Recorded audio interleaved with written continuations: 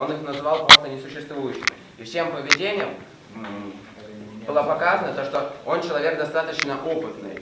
И как он разговаривал, как он торговался и делал все, он делал это с таким опытом и профессионализмом, что, по-моему, нет сомнений, то, что он был достаточно в здравом уме. Не, ну он был сначала в здравом уме, потом как-то начал постепенно сходить с ума, но все-таки осталась какая-то часть здравого ума. И вот он благодаря ей это все это наворачивал. Ну, поэтому просто был сумасшедший, поэтому впал в душ. Может, своего удовлетворения, я не знаю, может, что еще хотел. Вы представляете себе сумасшедшего человека, который смог купить такое количество мертвых душ по достаточно низкой цене? То есть он смог договориться с таким количеством не сумасшедших людей, что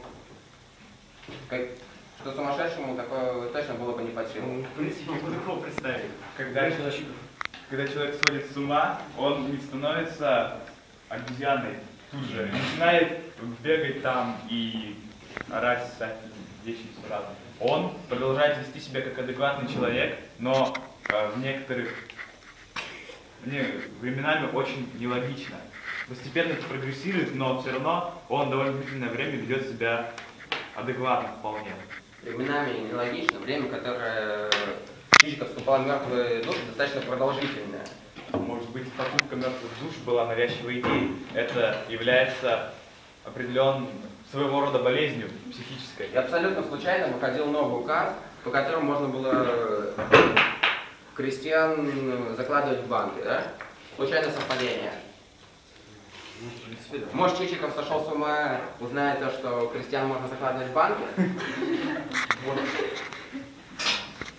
Я тоже считаю. Это ваше последнее слово? Да.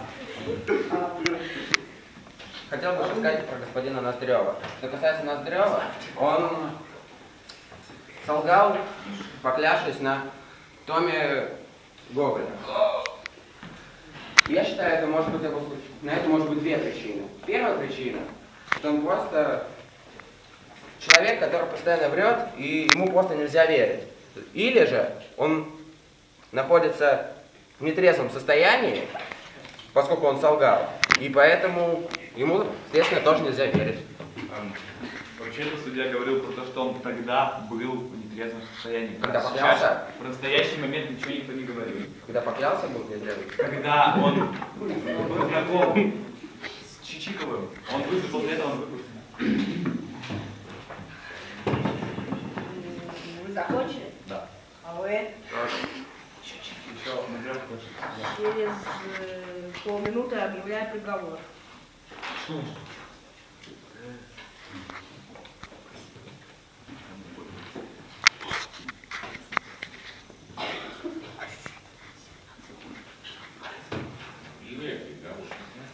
Приговор Чичикова Павла Ивановича за...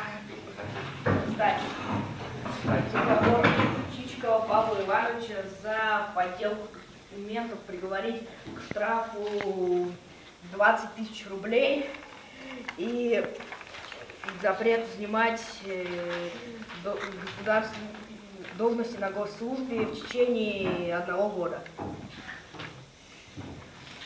Браво! Все.